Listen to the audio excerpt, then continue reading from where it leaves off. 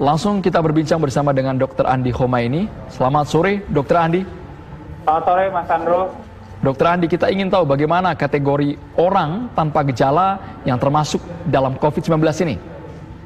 Jadi, ini masih soal COVID-19 ya. Jadi orang tanpa gejala itu adalah mereka-mereka yang punya potensi sebenarnya untuk tertular dan menularkan kuman virus corona, tapi tidak memberikan gejala apapun. Jadi sebagai contoh adalah seperti kami-kami ini yang merawat pasien, itu satu, tenaga-tenaga kesehatan. Kemudian yang kedua adalah mereka yang punya riwayat kontak erat dengan pasien COVID-19. Ya. Baik itu berupa kontak fisik atau dia berbarengan bersama dengan pasien dalam radius 1 meter dengan kasus yang terkonfirmasi COVID-19. Ya, dokter, bagaimana penjelasannya seseorang yang positif COVID-19 tapi bisa tanpa gejala, dok? Apa yang membedakan dengan pasien COVID lainnya? Jadi ada beberapa faktor sampai kemudian beberapa pasien itu tidak memberikan gejala sama sekali, ya, atau gejalanya memang sangat ringan. Jadi orangnya merasa seperti biasa aja. Nah, ini sebenarnya ada beberapa faktor yang berpengaruh, tapi mungkin kita kembali dari 3 komponen utama kenapa orang bisa mengalami sakit, yaitu agentnya. Agent dalam hal ini adalah virus coronanya. Kalau dia yang masuk virusnya itu tidak terlalu banyak, maka besar kemungkinan orangnya tidak memberikan gejala yang signifikan. Kalau dia host dalam hal ini adalah manusianya, itu daya tahan tubuhnya tidak terlalu bagus, dia justru memberikan gejala biasanya. Tapi kalau bagus, maka yang terjadi adalah asimptomatik ini, tidak memberikan gejala. Jadi ada 2 faktor, turunannya banyak, tapi 2 faktor utama inilah, Mbak. Dokter Andi, kalau untuk kategori kondisi tubuh seseorang yang positif corona tapi OTG? Ya. Maaf, boleh diulang? Kalau untuk kondisi tubuh seseorang yang dinyatakan positif corona tapi dia termasuk OTG, dok, klasifikasi orang-orang seperti apa kondisi tubuhnya?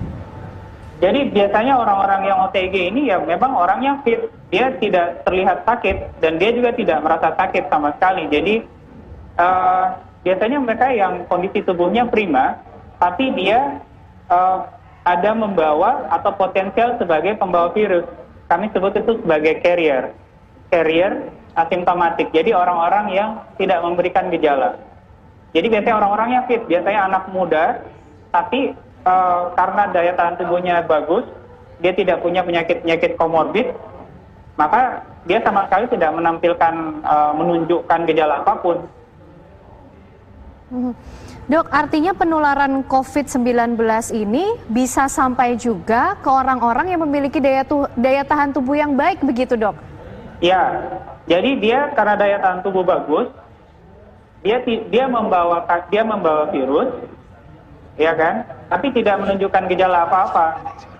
Yang kami takutkan adalah kalau nanti terjadi penularan dari mereka yang tampak sehat, yang merasa sehat ini, tapi punya virus, itu kemudian membawanya ke rumah dan berkomunikasi, bertemu, itu dengan mereka yang populasi rentan, misal orang tua atau yang punya penyakit komorbid, maka nanti muncullah gejalanya yang simptomatiknya itu baru di pasien yang rentan ini. Dokter Andi, bagaimana cara mendeteksi ia merupakan orang tanpa gejala, padahal mungkin selama ini sebagai carrier posisinya? Ya, jadi model seperti ini itu diterapkan oleh kolega kami di Korea Selatan dan juga Jepang dan seperti Hong Kong dan Taiwan. Jadi mereka melakukan tracing, mereka melakukan screening yang masif, dan ini juga kami sempat diskusikan dengan teman kami di WHO untuk mengantisipasi apa yang mesti kami lakukan di Indonesia, dan mereka menyarankan sama, yaitu lakukan screening yang masif, lakukan tracing.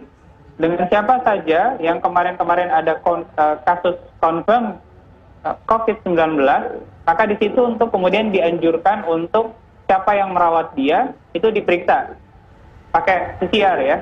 Siapa yang serumah dengan dia, yang kontak erat dengan pasien ini itu juga diperiksa. Begitu caranya sampai bisa menemukan orang-orang tanpa gejala. Lalu bagaimana dengan proses tracing yang sudah diupayakan di Indonesia? Apakah ini sudah optimal, Dok? Saya pikir kita harus terus mendorong ya, Mbak, karena kita tahu resources kita di Indonesia itu masih cukup terbatas, baik itu untuk kemampuan rapid test-nya dan juga kemampuan PCR kita. Dan ini yang saya pikir kita perlu banget untuk push terus, sehingga kita bisa tingkatkan kapasitas kemudian kita di Indonesia. Baik, Dr. Andi Khomeini, spesialis penyakit dalam, terima kasih atas informasi ya.